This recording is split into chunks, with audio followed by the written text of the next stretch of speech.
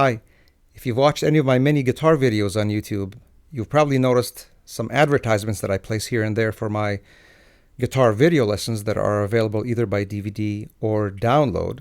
So today I thought I'd share with you a pretty lengthy sample. Actually, it's going to be two separate samples from a recent lesson. But first, let me just tell you that my name is Jake Reichbart. I'm a guitarist from Ann Arbor, Michigan. I do play with lots of different groups in all kinds of settings.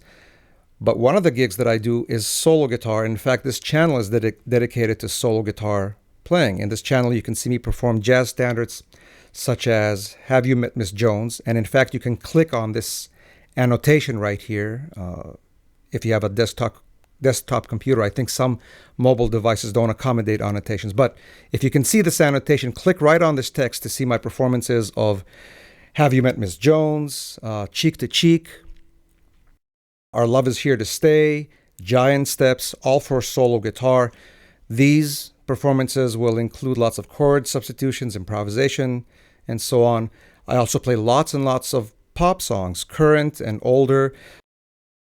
You can watch me, again, click right on this annotation, on this text to see my versions of Isn't She Lovely, Stevie Wonder, Locked Out of Heaven, Bruno Mars, If I Ain't Got You, Alicia Keys, and Don't Let Me Be Lonely Tonight by James Taylor. And in fact, the sample that I'm going to show later is from this most recent lesson of the James Taylor song.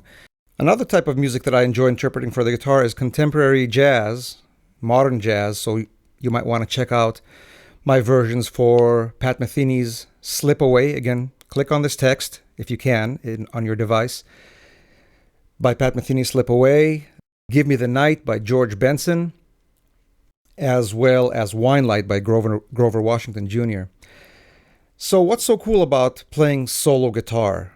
Well, first of all, it's great for the mind. You'll gain a better understanding for harmony, and you'll understand how music works. It's also a great exercise for the brain because as opposed to playing lead guitar, which has its own, of course, unique benefits, you'll be learning to play more than one part at the same time.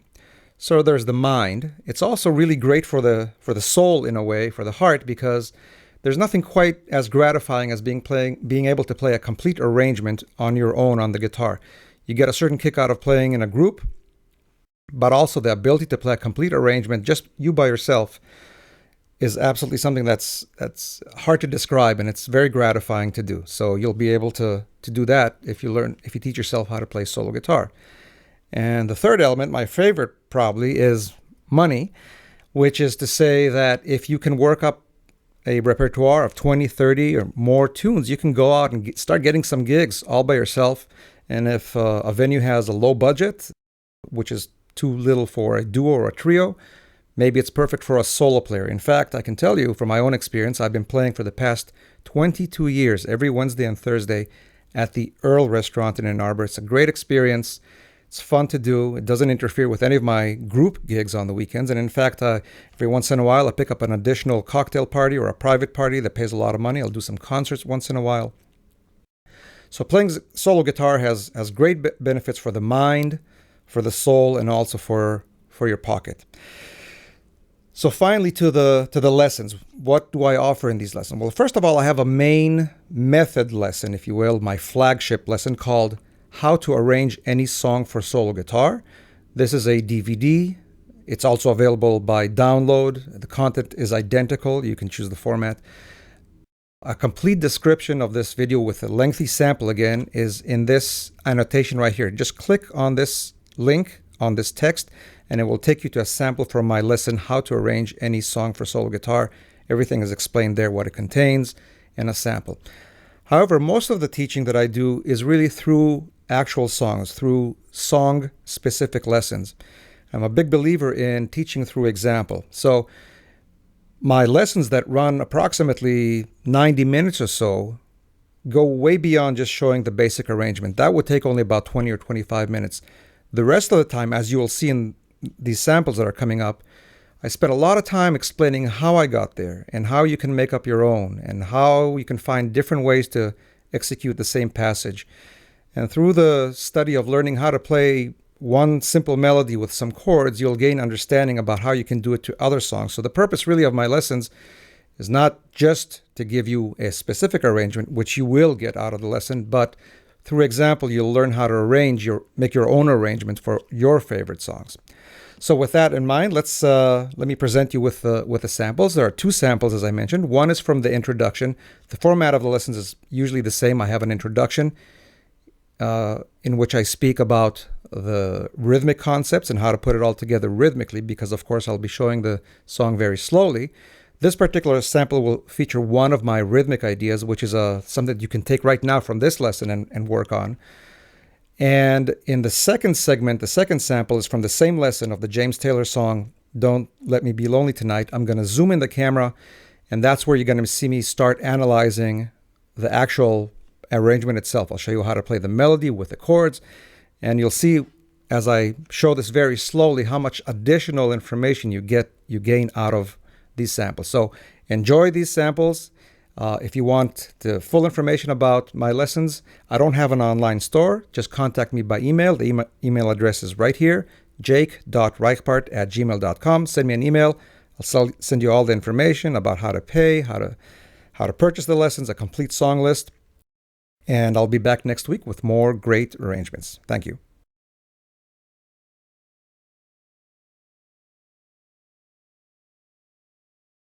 And we're finally at the final technique.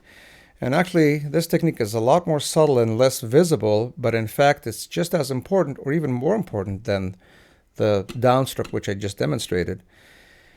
And this technique is one whereby you will find spots in the song where you will take whatever fingers you have available with the right hand and match those with whatever chord notes you have with the left hand, chord notes being notes that are not the melody or not the bass. Let's say this D major 7 chord, here's the melody, let's say, and here's the bass note. The chord notes will be these two notes. And what you do with those right hand fingers is you arpeggiate those notes lightly in the underlying rhythm, 16th notes, 8th notes, whatever that underlying subdivision might be. And by doing that, you're helping to illustrate the smaller time parts as if they were seconds on a clock. That if you look at a clock, you'll get a better sense of the time if you can see the seconds go by, as opposed to an analog clock, if you can imagine, that has only the hour and minute arms and no notches for the minutes. So you can kind of tell what time it is, but not as accurately. And the more subdivision you have, the more accurate the time is. Now, this is music, not a clock, so we want to play this with some kind of flow and not be very mechanical about it. I'll demonstrate this. Let's start from the beginning of the song. Even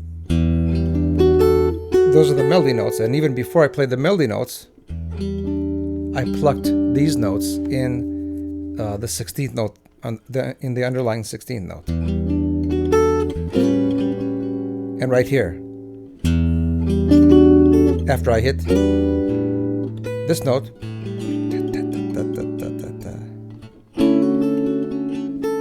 right after this,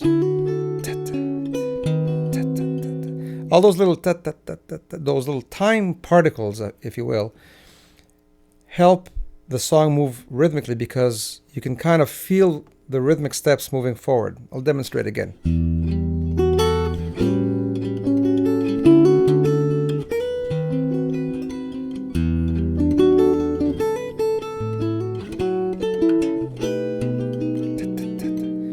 Right after this,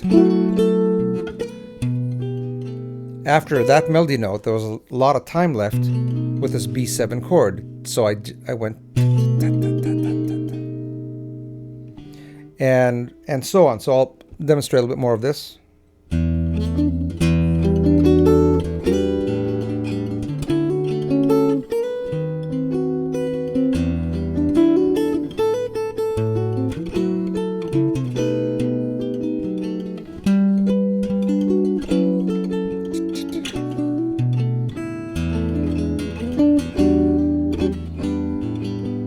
Right there.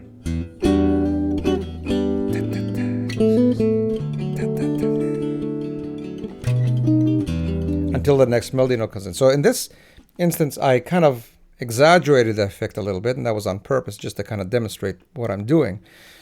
But this technique is very useful because it really helps move the time forward, even though it's not very apparent. It's meant to be subtle. Those notes that you pluck, you should pluck them in a volume that is lighter than the melody, so they don't take over from the melody, so it's clear what the melody is. So if anything, I would stress this technique over the backbeat. Of course, if you blend them all together, you get a fuller performance.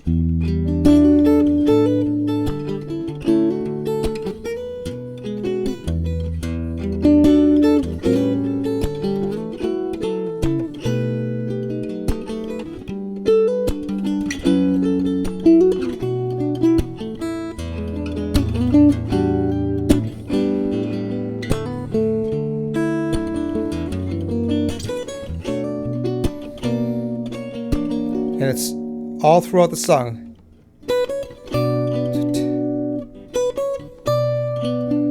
After I hit this melody note, you'll hear me play.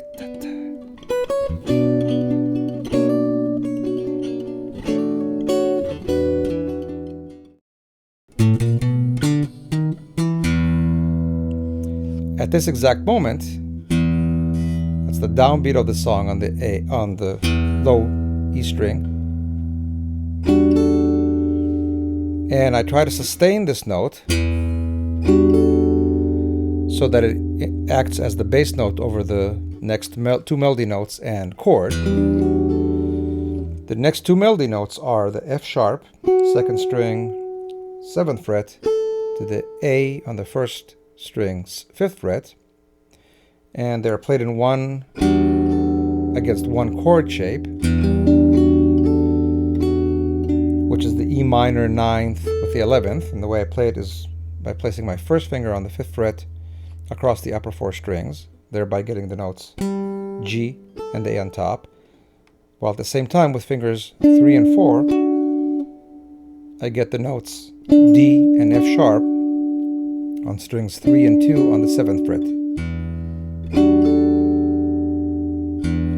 Do me corresponds to those lyrics.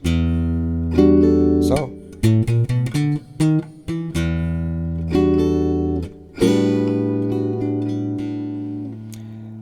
this is, in jazz terms, this would be my 2, E minor, 5, A7, 1, D major 7, but these chords can have a lot of different colors. So the A7 is not quite the A7 that I demonstrated here, but in this case it will have a suspended quality, very dreamlike kind of a sound. And you'll notice that I'm sliding it a little bit, not even sure why I do that. Again, some kind of, maybe subconsciously, I do a lot of things subconsciously. Do me wrong, because the voice does that. We talked about that in the introduction. It's hard to emulate the voice, and sometimes I find ways that I'm not sure how well they work, but that kind of helps me, I guess, hear the melody as if it was sung by James Taylor or by a person. Do me wrong. At any rate, the bass note changes now. 1, 2, 3, 4. So beat number 3 now gets this open A, or if you prefer, you can finger it, but open is nice. So for the most part, your fingers stay in the same place. Actually, only one change occurs. The A becomes a B, and the remaining 3 notes remain the same. But in order to finger it more effectively, I use one finger to cover now these 3 notes, the D, F sharp, and B. I do it with a 3rd finger. You can certainly do it with a 3rd finger or 2nd finger, whatever works for you best. And then I did da-da-da. That's that arpeggiation that I mentioned before.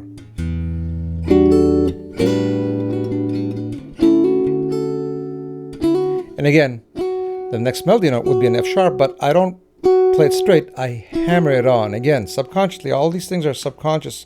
I don't think about them. It's only now that I'm trying to describe them in this lesson that it occurs to me that that's what I do.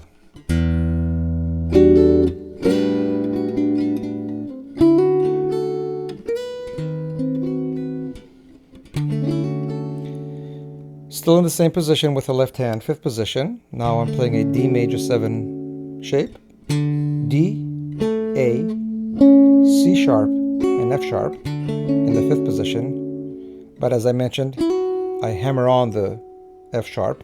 And the melody notes are the F sharp and A.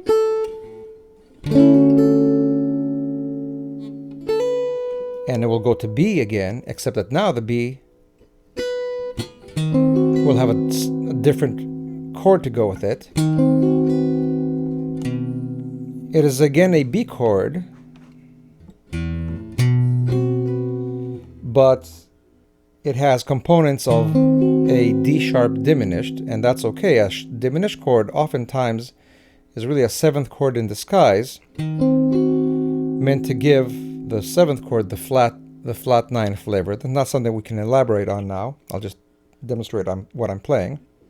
And I'm dividing the bass notes in two, as you will also see. But let me start with the chords. So from the top,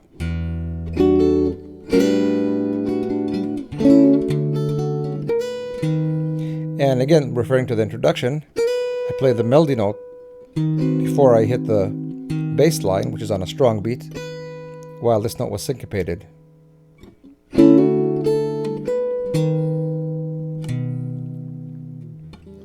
So B on top. Along with it, I still play the F sharp. Now I have, with my first finger, I'm playing the C natural on the 3rd string 5th fret, and in the bass I have a D sharp. So the notes together here are D sharp, C, F sharp, and B. And halfway through this chord, I also hit a B, an additional bass note, which is the B, which is actually the root of this chord, this D sharp being the 3rd. And I can either do it with the thumb, which I often do, because then this note, which is still sustaining, becomes the accompaniment of the next bass note. Or I shift my 2nd finger here to play it, but I often do it with the thumb. So again,